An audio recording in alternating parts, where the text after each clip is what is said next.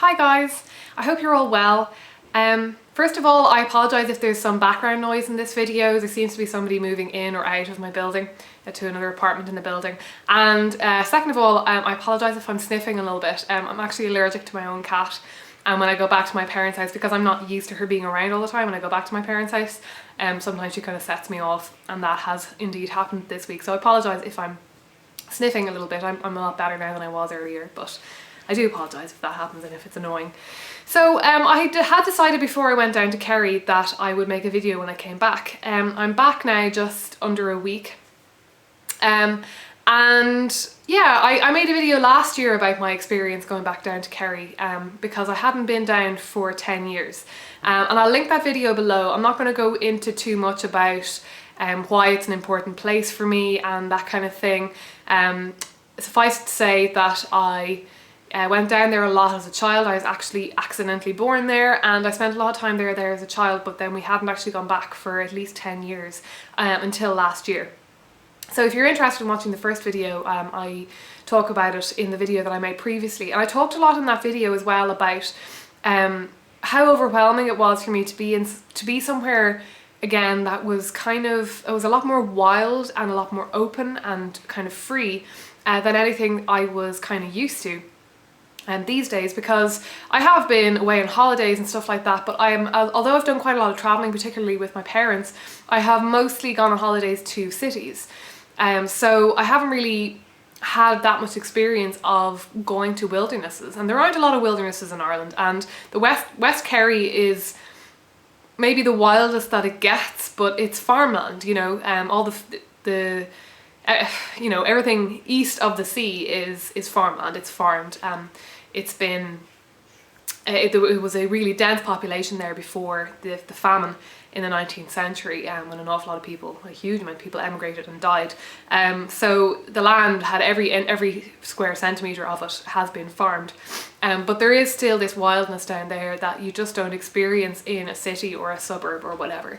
But I do talk about that in the previous video, and I talked about my experience of the dark mother, or the idea of the dark goddess in relation to that place, and how visiting the west of Ireland again really helped me to solidify my feelings about the dark mother and to experience her kind of firsthand, where you know, maybe I didn't realise that I hadn't experienced her firsthand before, but I think you definitely do down there, and you get this feeling.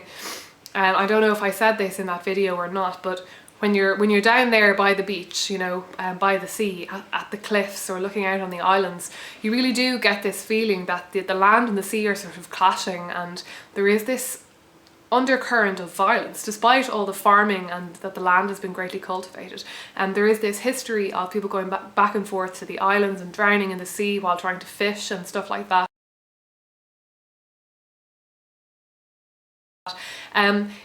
Ireland really does have quite a brutal history, particularly the west of Ireland, the west coast. It's quite a wild coast. It's quite a wild sea, and we're looking straight out onto the Atlantic. So you can imagine that well, the wind is insane down there. We get an awful lot of rain. Weather is just totally different down there. And you get this understanding of why Irish folklore and Irish mythology, a lot of the figures in it, they're not that benevolent. Some of them are benevolent figures, but particularly in the folklore, there's this kind of sinister quality to a lot of the figures, and even to a lot of the sort of maternal seeming creatrixes that exist in the Irish folklore. The sort of the old hags or women who are in the folklore as having shaped the land. There is, although they are often associated sort of with sovereignty and with fertility, with cows and horses and stuff like that, and they very definitely have this kind of maternal nurturing quality to them. There's often this sort of sinister edge to them. You just don't know when they're going to turn on you. They've got a very sharp tongue, or you know, they're not necessarily always going to be benevolent, and if you you know, say the wrong thing, if you treat them the wrong way, there is this feeling that you're going to majorly regret it, and that you have to be kind of careful with these figures. Sorry, banging the table there. And I think you get a really strong feeling when you go to the west of Ireland, and particularly to coastal areas like Kerry, and I think in Donegal as well. You kind of get this understanding of why that is in the folklore, because the land is not necessarily always benevolent. There is some very fertile farming land there, but the sea is wild and untamable and dangerous. And while it is a source of sustenance, it is also a source of death, and very literally is an incarnation of the Dark Mother.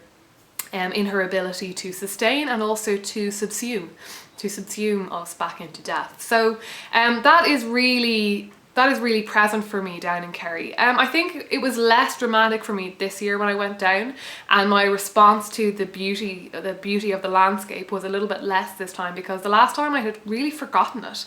I was amazed by how much the memory of the feeling of space had not really stuck with me. So that wasn't as acute this time, but I kind of had some other new experiences which are kind of interesting as well. Maybe not the same that I expected to. So first of all, I'll talk a little bit about the house. I don't know if I mentioned in the last video that we actually own a house down in Kerry. My parents spent an awful lot of time there before I was born. They were married for 16 years before I was born.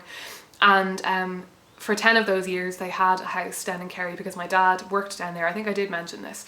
He did a lot of work down there, and they would spend nearly half the year down in their house down there. But the house has fallen into disrepair essentially, and they never had running water or proper electricity. So obviously when I came along, they kind of tried once to bring me down and stay there, but it just really wasn't feasible for a small child, and to be trying to have a small child in the house with, you know, no heating or running water.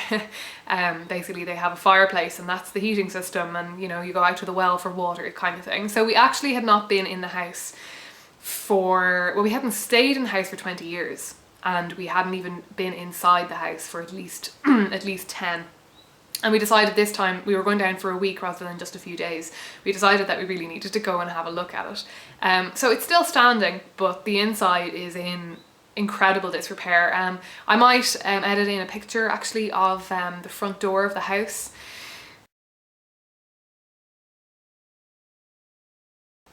When we arrived, the first thing my mum said was, "Oh, the door is wide open." I hadn't even seen it, because the little bushes that were, little shrubs that were, you know, lining the path up to the door had grown so much. They're about 3 meters tall and have kind of meshed in up at the top. And to make this tiny little tunnel, they have to bend double over to get up to the front door. And the front door was half open. So, I mean, we were lucky in that there don't seem to be any bats, and no sheep seem to have taken up residence in there, but obviously there have been people in and out of it for years. Somebody had gone in and really ravaged the place entirely, you know, broken all the furniture and destroyed the place. Half of the staircase is ripped up and stuff like this. But having been there and having experienced the place again, I think my parents had been thinking of doing it up to sell it, and possibly buying something a little bit further west, because the house that we own is actually slightly further east along the peninsula than we usually spend our time. We usually spend our time on the very, very far west. I actually might also put in a little map of the peninsula into the video if I actually figure out how to edit in pictures into videos, which I haven't tried doing before, just to give you an idea of the area. We would usually be on the far end of the peninsula.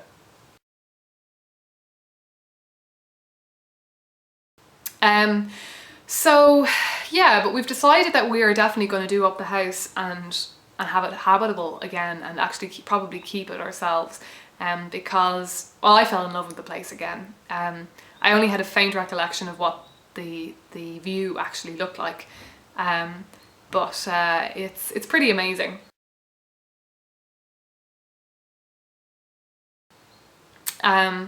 So yeah, that's kind of exciting, and it's always kind of been, since we went back last year, it's always kind of, well, and maybe always, it has always been in the back of my head that I would at some point do up that house and have it as a holiday home, somewhere I could go down and visit with friends or whatever. But over the last year, it's become a stronger and stronger idea in my head that maybe I would go down myself and sort of live there and do the place up. Now, having seen it, I can see that it will need months of work before anybody can remotely even sleep in the place. Like, you just literally couldn't. It's we're going to need to get several skips, I think, to start with, and clean the place out and cut back the shrubs and trees and everything. It's just not remotely habitable. It's words cannot even express how terrible a state the thing is in at the moment. But I have kind of developed this notion that I would like to, yeah, almost sort of enter a hermitage, to treat it as a hermitage, have this place down in Kerry that I can escape to.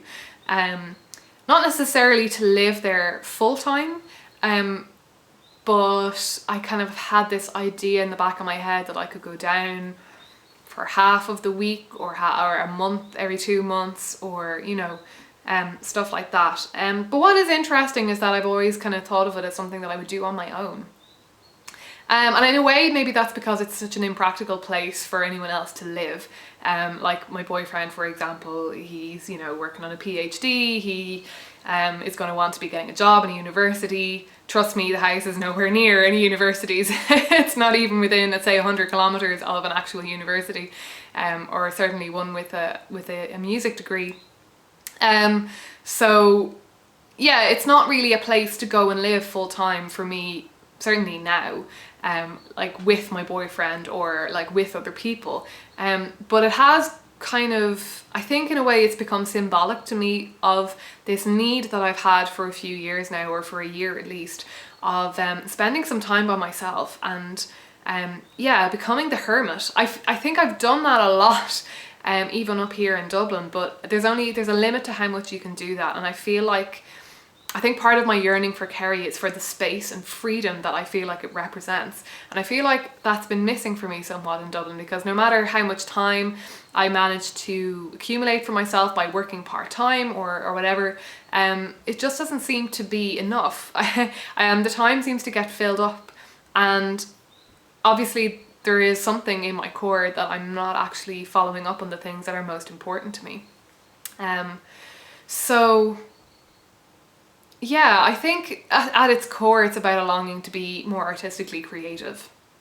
When I went down last year, I hadn't really even thought about painting in a serious way for years. But when I went down last year, I just thought, if I lived here, I would paint, you know, and I think I said that in the previous video. I feel like it would pour out of me, because the environment is just so inspiring. The landscape is so incredibly beautiful and moving and challenging in a way, and changeable. There's just this energy to the place. And also this stillness and quietness and calmness that I just have never experienced anywhere else. And I think there's something in that is clicking with me and telling me, yes, this is the ideal place for me to go to be creative. But what that has made me realise is that I don't have to go to Kerry to be creative. You know, I can create that feeling in my environment at home. It's just a little bit more challenging for me. And I think the problem for me is that I'm such a perfectionist. I mean, I went down again, after going down to Kerry this year, again, I decided, all right, I need to get painting again. This is something that needs to happen. I decided it last year, and I picked up a paintbrush exactly once in the whole entire year, which is appalling. But I think it's to do with being a perfectionist. And because painting is something that is so integral to me, I'm a little bit the same with creative writing, but I have had a bit more success with creative writing over the past couple of years. I have actually done some in the last year. You know, I've done some, you know, I wrote about 10,000 words in the last year. I wrote 40,000, 50,000 words the year before, and that kind of thing. So that's happening. The creative writing is happening because I stepped in and said, right, I've got to just do this. I think I'm even worse with art, with painting. I have this idea in my head that the conditions need to be perfect, because what I produce needs to be perfect, you know? We just have this idea that if it's not perfect, you're going to decide, oh, I'm not an artist after all. This isn't for me after all. I'm not good as I thought I was. I'm not good enough, that kind of thing. And I think telling myself that I don't have the time, or that I don't have the emotional space to paint, it's a bit of a cop-out, you know? It's a bit of a sort of self-defense mechanism, and to protect me from disappointment. And I'm really realizing that now, and just realizing that yes, it will be wonderful to be able to go down to the house in Kerry, and I probably will want to spend some time on my own there, even though it is a bit daunting to be kind of out in the country all by yourself. That in itself I think would be an interesting experience for me too. I mean, you know, there are neighbours just not quite within shouting distance up the road, but it's still a very isolated area. But yeah, I think I really need to turn my attention now to creating that feeling for myself in my day-to-day life, because it's obviously something that I crave and that I need. More spontaneity and less kind of rigor, less structure in my life. And I'm finding that really, really difficult to let go of. Another thing that I noticed when I was down there was that I went down there expecting, oh, we'll have lots of time, I'm going to do lots of yoga and meditation, I'm going to do lots of running, I'm going to do lots of writing, you know, all this stuff that I was like, I'm going to get all this stuff done because I'm just going to be so inspired and that kind of thing. And I was actually just really tired the whole time. We were really, really busy. So in a way I didn't have the time to be doing as much. Now I did keep up with my meditation and yoga practice, but just the bare bones of it. But apart from that, the rest of it sort of escaped me, and I was just so tired all the time. And I kind of realised that because I decided when I went down there that I wasn't going to check my email, I wasn't going to go online, check Facebook, anything like that for the whole week, because I rarely do that. I rarely switch off completely. And doing that made me realise just how bad it is for me not to switch off. I think some people can get away with that more than others, because some people, I think some people can kind of be more removed from things and more disengaged from their work even while they're working and stuff like that. But I think everybody needs to switch off frequently, and I've decided that I need to actually force myself to switch off. So I've basically come to the decision that at the weekends it's going to be no computer for me, unless I want to watch something, but there's going to be no internet browsing, you know, just go straight to the website that I want to watch the thing off, and that's it. I'm not going to be watching YouTube videos at the weekend. I've decided to slot that in during the week, and reading blogs and stuff like that, because I kind of realised how much pressure I've been putting on myself during the week, that especially now that I'm working part-time, I kind of feel like I have all this time on my hands, I need to be really productive. And I've kind of sacrificed a certain amount of money, well, half my possible income, to be doing what I love, and you know, to be building up Heart Story, to be writing an ebook, to be writing another book, academic kind of book that I want to work on, all these projects that I have in the mix. But in reality, 2.5 days a week isn't really that much time. And especially when I'm dedicated to doing videos for you guys and writing blog posts and creating free content, that is definitely something that is important to me, that I love doing. So I need to make time for that as well. But I just realised that, yeah, I've just been putting all this pressure on myself. And then I was kind of leaving things like watching videos and reading blog posts and stuff to the weekend, because I was like, oh, you know, that's not work. That's recreation. I'll leave that to the weekend. But then I was finding that the weekend would roll around and it wouldn't happen, and then I would feel stressed about it, or kind of think, oh, I'm not keeping up with the community at all, and I really want to. So I think the only solution for me with all of that is just internet is a no-no at the weekend. It just has to happen, and then I'll just be forced to find time during the week. But yeah, I think I need to sort out my priorities. It made me realise how much I've been trying to kind of segment my life, trying to plan out every single little detail. And I wrote a blog post about this during the week. I'll link that below as well. And writing that blog post was actually really illuminating for me as well. One of the things I love about writing for the blog is that it can really help to solidify ideas I have in my head, and it can really help to be really illuminating for me and really start to uncover things that are going on, and things that I'm learning about myself and learning about my interactions with the world. And surrender is a big word for me right now. Allowing myself to be spontaneous, allowing myself to work how I feel, when I feel, to do what I feel like doing. I'm still trying to find a balance with, because I do have certain things that I kind of definitely want to do every week, so I have to make sure that those things happen. You know, like I want to make roughly a video a week, a blog post a week. I want to keep up with my newsletter. So, and I like to post on Facebook as well. I like to put a little time into that, and to, you know, writing a post or two and setting that up and all that kind of thing. And if I'm not going to be on Facebook at the weekend, then I need to I like to kind of schedule a few posts to go up at the weekend and stuff like that. So there is stuff that needs to get done at the weekend, during the week. But I think I just need to stop trying to schedule everything so carefully, because it's just not conducive to flow. It's not conducive to my creative side. It's not conducive to being my happiest. I feel actually like I was happier when I had less time to do all this stuff. because I wasn't putting myself under the same amount of pressure. It was before I was sort of really sure about the ways I wanted to go with things, because I'm getting more and more clear on what exactly it is I want to do with my life, and what it is I want to offer to the world. And that puts an awful lot of pressure on me, because I'm just that kind of person. I start to feel like it needs to start getting somewhere. I need to start getting somewhere with all of it now. And I just need to accept that that's not realistic. It's going to take time for these things to develop and to grow. And yeah, I think I was actually at my happiest maybe 6 months ago, or I'm not sure exactly when, but at some point when the possibilities of what I wanted to do were starting to make themselves clear, but I hadn't solidified it enough that I could actually start working on any of them, you know? So I had all this time to be exploring. You know, I was exploring tarot a lot. I was exploring, it must be more than 6 months. It was only when I was starting with tarot, so it must be a year and a half. Yeah, just exploring all these ideas. I was still exploring my spirituality. Obviously, I'm still exploring my spirituality. It's going to be an ongoing thing for me, probably until I die.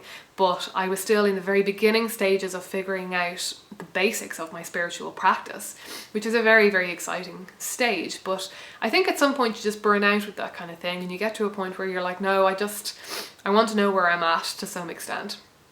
Okay, I'm I'm really, really rambling on that. So, and I know this doesn't have a huge amount to do maybe directly with my experience in Kerry, but I just wanted to explain what the week down there what it sparked in me. I find that going away, going on holidays really has a really profound effect on me. I feel really strange when I do it.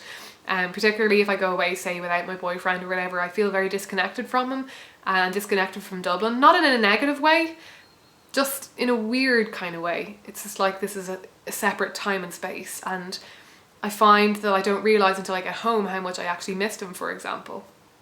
I miss him, but in a very abstract kind of way. It's weird, it's kind of hard to explain. And I miss my daily life, but in an abstract kind of way. You know, I miss doing the things that I usually do, but it's just very distanced. And yeah, so it seems to have a really profound effect on me when I go away like that, and it's often a catalyst for change for me, and I've come to expect that, so it's a bit of a self-fulfilling prophecy in a way. But yeah, I just wanted to sit down and talk to you a bit about that, about what Kerry means to me, about, you know, the importance of it for me, and what it's made me realise about my own habits and my own, yeah, and what I'm missing. I feel like I didn't realise that there was actually something missing from what I'm doing in my day-to-day life, that I'm actually not getting to the core of what's important to me. Despite the fact that I feel like I'm spending all this time doing the things that I love doing, I'm still sort of skirting around the outside a bit. I'm still sort of filling up my time with things that aren't the core work, you know?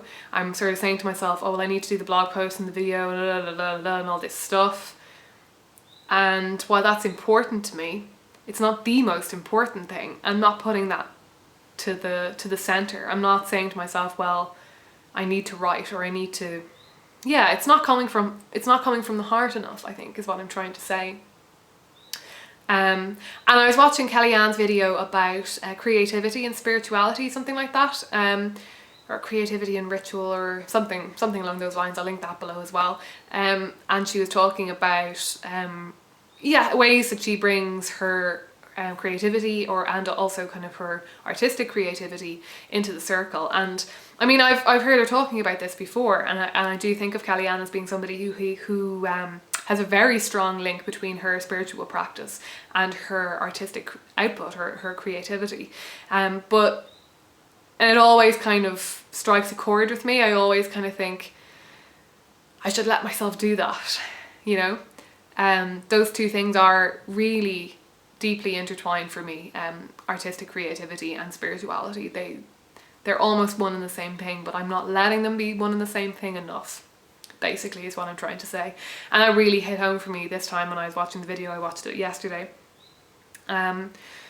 So yeah, I think just need a bit more freedom. I need to allow myself a bit more freedom to really let my heart tell me what I actually want to do. And it's difficult for someone like me with a type A personality who feels like I just need to be producing all this stuff and things need to be, you know, organized and going a certain way. And it's hard for me to say to myself, just take it one day at a time, or take a day and just do whatever you feel like doing on that day. It's quite difficult for me, but I'm determined to get there.